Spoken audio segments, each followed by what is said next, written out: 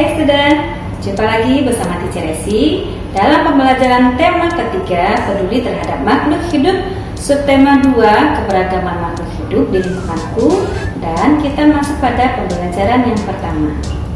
Pada pembelajaran pertama ini kita akan membahas mengenai narasumber dalam wawancara dan pemetaan hewan sebagai sumber daya alam.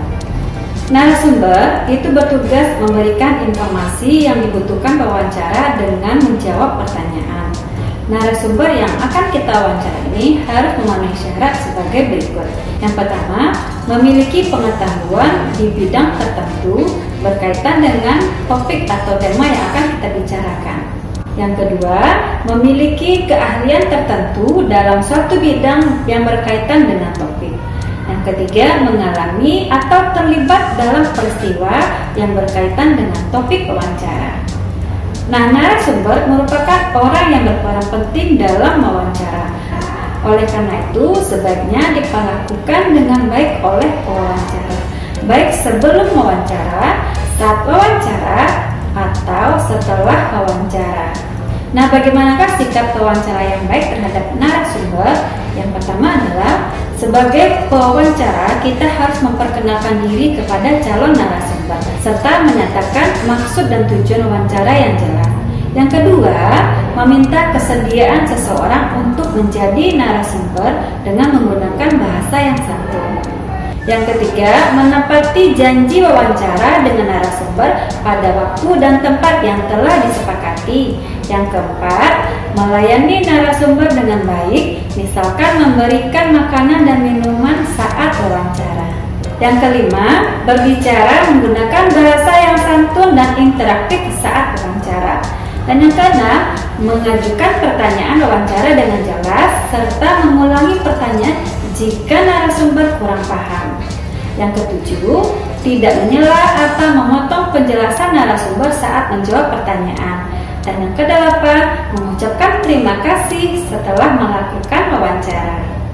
Nah, sekarang kita bahas mengenai pemanfaatan hewan sebagai sumber daya alam.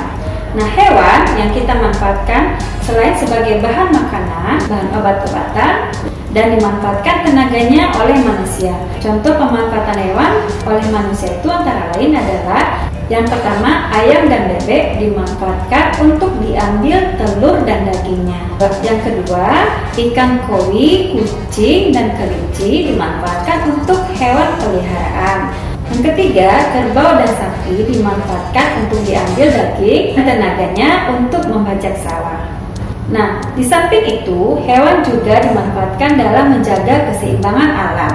Contohnya pada ekosistem yang terdapat di sawah. Di sawah itu ekosistemnya terdiri dari ular, tikus, dan padi. Nah, jika ular memakan tikus, maka jumlah tikus tidak akan berlebihan yang dapat merusak tanaman. Dan petani, ketika ular sudah memakan tikus, petani bisa memanen padi dengan baik.